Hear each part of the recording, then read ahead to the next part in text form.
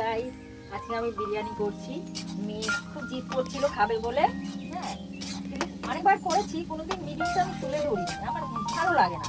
তা আজকে মেয়ে বললো মা একবার ভিডিও তুলে ধরো ভিডিওতে, তাই আমি করছি। হ্যাঁ, মাংসটা আমি দই দিয়ে মাখিয়ে রেখেছি। হ্যাঁ, তোমরাও মাখিয়ে রেখো, দেখবে মাংসটা খুব নরম হয়ে যায়, খেতে খুব ভালো লাগে। আগে পেঁয়াজটাকে লাল করে ভেজে নিয়েছি, তারপরে দেব রসুন বাটা, আদা বাটা। একটু কষে কষে আসবে, জলটা শুকিয়ে আসবে, তখন টমেটো কুচিটা দিয়ে দেবে। টমেটো কুচিটা দিয়ে দিলাম। নুন তো দিতে হয় না, মাংসের মধ্যে যেটুকু নুন দেওয়া হয় সেইটুকু। যখন ভাত ফোটাবো তখন একটু চালের মধ্যে নুন দিয়ে দেবো। তারপরে কাঁচা নুন তো আর পড়বে না। এবারে মাংসটা দিয়ে দেবো।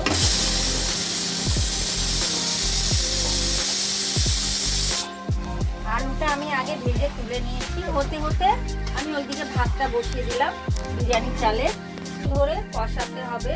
হ্যাঁ, 8 ঘন্টা তো লেগেছে জল শুকাতে। এদিকে ভাতও হয়ে এসছে। হ্যাঁ, মাংসটাও হয়ে এসছে। মাংসটা অনেকটা জল ছিল, এখন শুকিয়ে এসে কালারটাও অনেক চেঞ্জ হয়ে গেছে। আলুটা আমি ভেজে একটা সিটি দিয়ে নিই নরম হবে বলে। এবারে তোমরা পারলে করতেও পারো, নাও পারো, সেটা তোমাদের ব্যাপার। কিন্তু আমি একটা সিটি দিয়ে বিরিয়ানির মশলা দিয়ে দেবো। কিন্তু আমি কেনা মশলা দিই না, আমি তৈরি করি মশলা দিয়ে আমি বিরিয়ানি করি। তোমরা চাইলে আর একটা ভিডিও দিতে পারি শেখার জন্য। তারপরে দিয়ে দেবো আলু, তার সাথে আলুটাও হয়ে যাবে। মাংসগুলো বড় বড় পিস, খুবই বড় পিস। এই পাচ্ছেন, হ্যাঁ, কালারটা অন্যরকম হয়ে গেছে, হয়েই এসছে। আর একটুখানি তেলটা ছেড়ে দিলে আমি বন্ধ করে দেবো।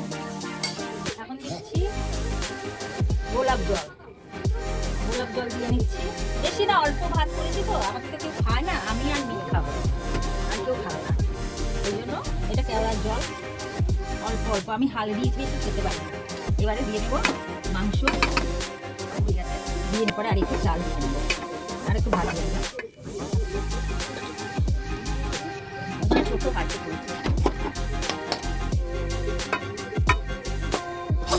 কিন্তু কালারটা আজকে নেই, ঘরে ছিল না অবশ্য, আমি ভুলে গেছি আনতে। বিরিয়ানি পুরো রেডি হয়ে গেছে।